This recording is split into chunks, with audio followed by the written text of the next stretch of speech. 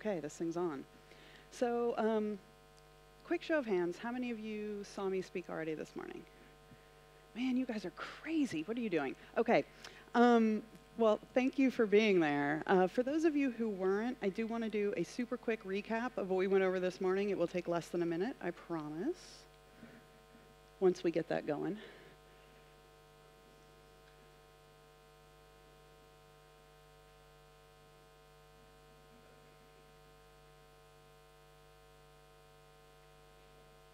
I do tap dance, and if this goes on much longer, that might be what you're getting.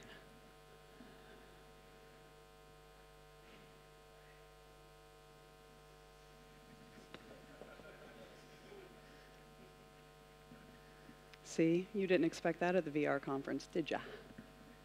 Shazam. Previous. Nope. Nope. Oops, sorry. This controller's backward. Okay, perfect. All right, hello. My name is Alysha, and I live in Fort Lauderdale, Florida, and I'm super duper excited to be here talking with all of you today. For those of you who missed this morning, here's a super quick recap of what you need to know in terms of foundation so that this will make sense. Throughout the whole of human existence, we have had a need to learn, share, play, and explore. This was true of your grandparents, it will be true of your grandchildren. So just understand that even as borders shift, technologies change, worlds collide, regimes fall, the things that make us human, they don't really change that much. And it's something that I think is often lost in technological discussion, is we think that we're different people than we were 20 or 30 years ago, but ultimately we're not. Okay, the how do you touch a Swedish pop star question. Right now, anytime you're doing anything that is computing, you are being mediated by a two-dimensional surface. That is usually a screen, not always, it's sometimes a touch surface, but it's usually a screen of some sort. Virtual reality and augmented reality and mixed reality are going to change this. Content is going to coexist in your real world next to you, just like this bottle of water does. This is something that we have to really think about because the paradigms that we created for screen space don't necessarily make sense in physical space. And so, as screens go away and computing starts to happen in your eyes, in your head, in your body, it is going to feel more visceral and more primal than anything you've ever experienced in your data before. Like, if your phone is annoying you, you can turn it off. You can turn it over and just ignore it. When something's happening right in your face, you don't have that ability. So I think it's important to keep that in mind. Okay, you're now all caught up. So let's move forward. Okay, how to get it wrong. Right now, we're at a crucial crossroads. We're figuring out a whole lot of foundational stuff that is going to define the mediums of AR, VR, and MR probably for the next 30 years or until the next thing comes along. We have an opportunity here to fix a lot of things, but we also could have different answers if we make the wrong decisions.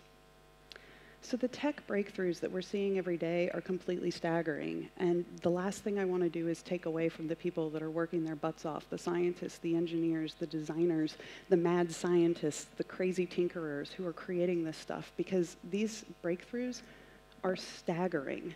But I think that what often gets lost is that innovation is not about technology. Innovation is about what technology does to us as individual people, to us as people as a whole, and to the world. I see a lot of VR and AR videos. Pretty much every time something hits Vimeo or YouTube or the web, everybody sends it to me and is like, oh my God, have you seen this and what do you think? Across the board, I think they're disappointing. And I don't want to pick on any particular person, even though I'm going to do that in a second, but I don't want to. Because in a lot of these videos, the only thing that's actually new that's being shown is that it's happening here instead of here. It's the exact same behavior that we currently do on our phones, on our laptops, on our Nest digital thermostats. You know, on whatever it is you use for computing, it's the exact same behavior. It's just simply moved into your eyes. And that's not new. That's not innovative. So as I said, I'm about to pick on somebody. This is one screen, one frame from one video. And I'm picking on them because, frankly, it's the last one that I saw. But the truth is, almost every video is guilty of this same mistake, which is they make these videos completely to address you as a consumer about why you want this thing. Why is it awesome? Why is it magical? Why will it change your life? But they never, ever take into account the rest of the people in the room. So in this particular video, there's a gentleman who strides very confidently into a pool hall that frankly looks a little bit rough. And using his fancy glasses, he beats this guy at a game of billiards. I mean, what's that like for that guy? Does that guy know that this guy has all of this help? What is it like for everybody else when you walk into a room with the thing strapped to your face?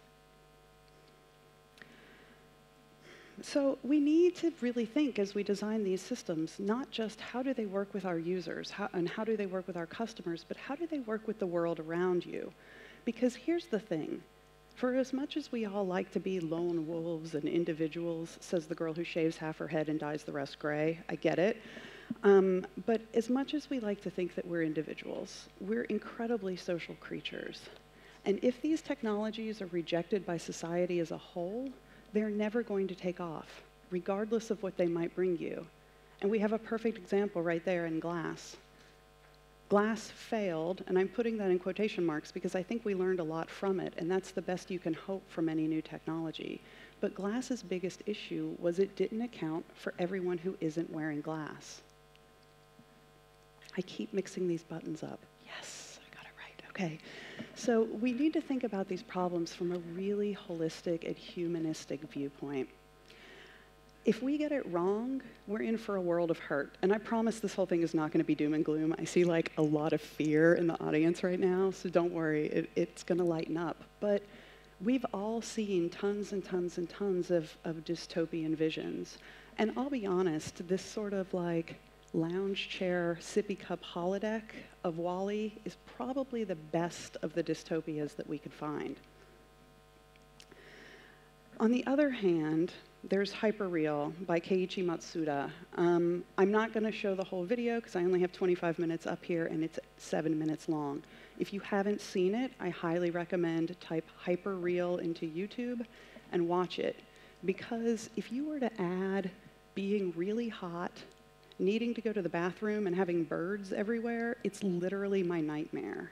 It's like this man reached into my head and said, oh, we're going to really mess with Alysha now. And the reason that I bring this up is the decisions that we make today are going to have unforeseen ramifications down the line. I don't believe that the first people that created cars did it in the hopes of creating this. This is a daily occurrence in Bangkok. It's a daily occurrence in Cairo. It happens every day in Los Angeles. This is not why people work to create cars. People work to create cars to shrink distances, connect people, and make it easier to move things around. Those are all really, really, really wonderful idealistic aims. But what we're dealing with here today in 2016 is this. So what I want you to understand is that the decisions we make today really do matter in the long term. So as you're thinking about things, don't just choose the thing that's the best for today, or even the thing that's best for tomorrow, but take a longer view, play it forward, and see what happens if you make this choice, if you put this thing into the world. So things are never, ever, ever going to be easier to change and fix than they are right here and right now. If you're a parent, I am not a parent, but if you're a parent, you know that it's easier to stop bad behavior in your kid when it's new than when they're 14. And it's very similar in this medium. There's a lot we can do right now if we just slow down, really take a look about it, and think, what happens if we make this decision? What happens if we do this thing? I know this is less sexy than playing with all of the possibilities of cheating at billiards and using it to pick up girls, which is most of what you see in videos these days. But I'm telling you, this is what we need to be doing. Okay, so despite all of that doom and gloom, I'm actually a giant raging digital optimist. I'm an optimist in general, and I love technology. And I do believe there are ways that we can get it right. So early movies, early motion pictures, they were not the Tarantino films that we've become accustomed to. They were generally a camera filming a play on a stage. It took a little while for people to understand that film's superpower has nothing to do with the film and the camera, and everything to do with the way that the film is edited to tell a story. The reason I bring this up is I don't think we know VR or AR's superpower yet. I do believe that it has them. I think it has probably more than one, but I don't think that we've honed in and found them. So we need to really keep our eyes open. We need to keep our minds open, and we need to think what something could be. And so consequently, we need to start asking the right questions. And let me give you an example of what I mean. Can I make a spreadsheet in VR? Is not the right question. Do I want to make a spreadsheet in my eyeballs? That's the right question. Can I type in the air? Not the right question. Does using a gestural keyboard actually make sense for text entry? That's the right question. And I don't want to take anything away from the engineers at Microsoft who built the AirTap keyboard, because that thing is a tremendous feat of engineering. It's a marvel. But at the same time, if you've ever used it, you know that it has a really long way to go before it feels good. The first time I used a HoloLens, I had to enter the Wi-Fi password, and I wanted to chuck the whole thing out of the window before I finished it. The fact that it works at all is a miracle, but it still has a really long way to go. And I would say that even that might not be the right question. The right question might be, how important is text entry in this medium? I don't know. Additionally, to get it right, we need to focus on the essence of the feedback we get, not on the form. And let me explain to you what I mean. If you talk to users, they will say things like, texting is very important to me. It's how I communicate with my friends and family. It's very, very important. You cannot take texting away from me. The form of that statement is, I need to be able to send a text message. The essence of that statement is, I need to be able to communicate asynchronously with people around me. It might not have anything to do with letters and SMS messages at the end of the day. There are lots of other ways that people can communicate asynchronously. So listen to the essence of the feedback, not the form. Understand what the real need under it is. In the same way that if somebody says to you, I want an orange, if you say, I have an apple, they're probably like, okay, cool, thanks. Sometimes people speak in the solutions that they see, not the problems that they feel. So extrapolate the problem from the solution. And then make room for the new. One of the things that really concerns me when I see people talking about AR in particular is a lot of what is being done is taking everything you do on your phone and putting it in your eyeballs. But how many amazing things are there that you can do in virtual or augmented reality that you can't do on your phone? Like tons of them, right?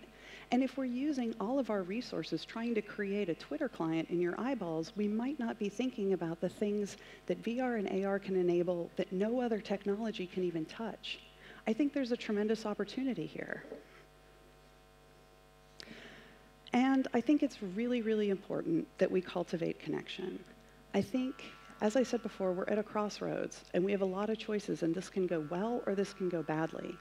We need to design our technology to actually help us connect to one another, not to isolate us and distance us even further. It can bolster us emotionally, and it can help us feel a sense of belonging. Okay, so it's time for Psych 101 with the designer. I want to talk a little bit about human nature, and I know this isn't what you were expecting, but I think you need to hear it. This, of course, is Maslow's hierarchy of needs. I doubt it's new to anybody, but what I do think you might not have realized is the third level. The third level is love and belonging. I also want you to look up at the top, because that's where morality, creativity, and problem solving live. There are a lot of problems in the world right now. I don't think anybody would disagree with me on that. We can't access our creative and problem-solving centers as humans unless we have this sense of belonging taken care of. To belong, you must be who you are. If you're a TED Talk junkie, you're probably familiar with the work of Brené Brown. If you're not, you're about to be. Dr. Brené Brown is a social scientist and professor living in Houston, Texas, and she talks about a lot of things, but one of them is the difference between fitting in and belonging. And I think it's vital that everybody understand this. Fitting in means conforming to a set of expectations and being accepted because you have conformed. It's basically showing up and saying, I know the rules, I'm following the rules. Belonging, on the other hand, is showing up exactly as you are and being accepted for it, which means I'm going to stand up here in front of you and tell you I love cartoons, I'm afraid of birds, and I dress like a homeless person from the future. You have to be willing to be who you are, to belong. And here's the thing that most people are like, yeah, I'm with you, but here's the thing that most people don't understand. Fitting in is the thing we try to do when we want to belong. But fitting in is the thing that means you will never belong. As long as you're being forced to conform and to not be yourself, you will never feel the safety that belonging brings. So I tried to write this better, but I can't, so I'm just going to read a quote from Brené Brown. A deep sense of love and belonging is an irreducible need of all women, men, and children. We are biologically, cognitively, physically, and spiritually wired to love, to be loved, and to belong. When those needs are not met, we don't function as we were meant to. We break, we fall apart, we numb our pain, we ache, we hurt others, we get sick. There are certainly other causes of illness, numbing, and hurt, but the absence of love and belonging will always lead to suffering. The absence of belonging will always lead to suffering. So the online communities that have been created out of the internet have done wonderful things for helping a lot of people find a place where they belong, even if they struggle to fit in real life. And that's a wonderful thing. However, it brings with it a pretty nasty paradox, which is, as I said at the beginning, if you're in screen space, you're ignoring physical space. So the more you belong in communities online, the more alienated you are from your life in the real world. Okay, heavy, right? But this is the opportunity, because I believe that the difference between screen life and real life has everything to do with being mediated by a screen. If, as I've been saying, screens are going away, we actually have an opportunity to allow people to have that sense of belonging both online and in their physical spaces. I want to have my cake and eat it too. If you know me, you'll be like, yes, she does. She probably wants 3 cakes and to eat them too. But if we use our brains, our hands, and our hearts to really address the big issues in this technology, I think this is the future that we can be building. So how do we do that? Well, first of all, let's start using this technology to help us connect. Okay, I see there are no minors in the room. I apologize for the bad language. It's not mine.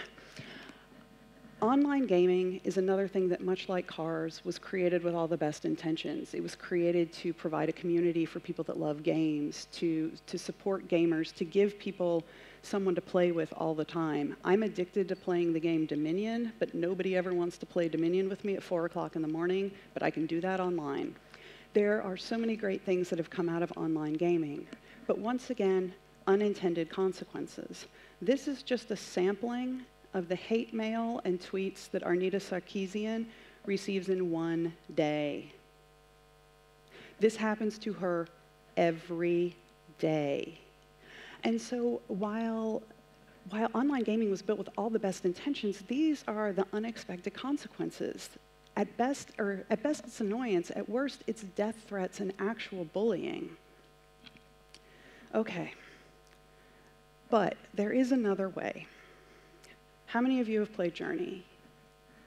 Okay, a few hands. We're going to talk about Journey. Journey was a game that was originally released for the PlayStation 3.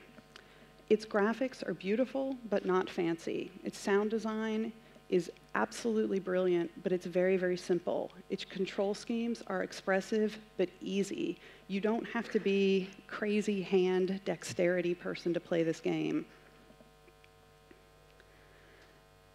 It's not a very Yes, okay. Sorry, I'm very easily distracted. Journey is not very resource intensive. And the reason that I'm bringing this up, this is not what we're going to talk about, but I do want to point out that even without, true photorealistic or a really high polygon, you can create something that will change people's lives and open their minds and make them cry. We'll get to that. You don't need tons of polygons to get a message across. And given the limitations in AR and VR, especially the head-mounted stuff where you're constantly butting up against weight, heat, and battery life, if you can reduce the complexity of what you're trying to show, you can reduce all of those limiting factors. When creating Journey, that game company, who are the creators, stripped out everything that was inessential and really focused on the core mechanic of the game. The lead designer, Genova Chen, described it as, quote, creating a universal emotion rather than a sophisticated emotion that requires language. This goes back to what I said earlier about this being more primitive, more visceral. It's the kind of thing you feel in your heart, not in your head. So when you play Journey, that's what you look like. And any person that you come across in the game is also a real person that's in the game. Removing language from this game, the way that you communicate, sorry, I remember most of you haven't played, the way that you communicate is it's called call, and you basically emit this chime, and each character has a different frequency on which they chime. And this is how you can get the attention of someone on the other side of the room and get them to see that you're there. That's literally the only way that you can communicate in this game. So it removed all of the pain of localization. If any of you have ever localized a game title or anything, you know that that's really hard. But additionally, it removed the ability for people to be mean. It removed the ability for people to be bullies and for people to be cruel.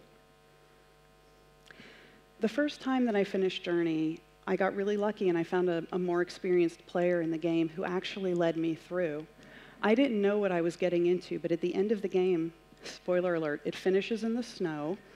The player that I played with started walking around and doing this strange little dance, and I was like, okay, I don't know what's going on here. And then the camera pulled back, and I saw that she had walked a heart around me in the snow. This is the point when I cry. Not gonna cry today. But know that I bawled my eyes out that day, and I think you believe that I did, just seeing how I am now. And lest you think that I'm just some sappy designer, which I totally am, but if you search for Journey reactions online, you will find that my experience was so common. There are entire websites and message boards devoted to people talking about how this game broke and filled their hearts at the same time. You see, there's a point when you're walking through the snow where you start to freeze. Your character literally starts to freeze. You slow down, you can barely move, and your steps start to just be a fraction of what they'd been before, and you're trudging along. But if you have a companion, if you're not alone, and if you work together, you don't get as cold, you don't move as slow, and you don't get as scared. You struggle together through this game. And if that isn't an analog for life, well, then I don't know what is. It's also worth noting that Journey is a traditional game that was played on a console with a traditional controller, yet it was able to build these huge connections between people. Can you imagine how much more powerful this would be if it actually were immersive, if you felt present in it, not like you were sitting on the couch? I mean, I can't even imagine the possibilities of what something like Journey could do in VR. It's absolutely staggering. And the reason that this game was successful at creating connection is because it was what they wanted to do. One of the main designers, whose name I'm suddenly blanking on and I don't have it in my notes, but even said, Chris Bell, there it is. Chris Bell even said in an interview that the game's mechanic was companionship. Most of the time when a game designer talks about a mechanic, it's about puzzles and buttons and things like that. They designed this game for companionship. Okay, so I think that as we think about VR and AR, we need to mind the gap. And what I mean by the gap in this case is the difference between the people using this device and the people not using this device. We are at a crossroads where we can continue to build a divide between the haves and the have-nots, to build a digital divide between people. And I don't just mean developing countries and things like that. I literally mean if you walk in wearing AR glasses and you're talking to a barista who isn't wearing them, how do you interact with one another? We can either start to close this divide, unite people and connect people, or the decisions we make now will continue to drive us further apart. Do you want to use these devices to get to know people, to support people, and to be known and supported yourself? Or do you want to use it to cheat at a game of billiards? I mean, it's honestly a serious question. Because we're building a new reality. We're 2D, 3D, digital, physical, virtual, all of these things are going to start to coexist. We have an opportunity to really change computing and to really change technology to better people's lives globally. I want all of you, as you design and think and work in this space, write about this space, whatever it is you do in this space, to really think about connection and belonging. How can we use this tech to help people feel better? Because I think we have an opportunity to build a better future for everyone, both in and outside of our eyeballs. Oh, I forgot to take that out. Well, you can turn that off.